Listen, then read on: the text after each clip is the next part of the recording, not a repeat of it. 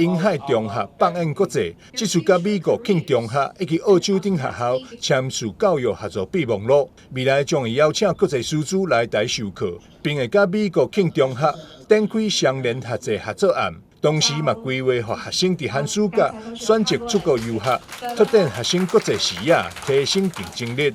2, 3, say cheese。平潭中学致力于我们国际教育。那我们在这一次跟美国 King 中学来建立双联学制，我想这也是符合我们教育部的政策，更是为了达成我们2030成为双语国家的一个目标。那在这个合作案里面呢，我们学生可以来选修 Kings 中学的相关的课程。那未来不仅在我们国内会请 Kings 老师来这边帮同学授课，我们在寒暑假期间也可以到美国的中学一起来跟美国同学上课，未来取得双联的学制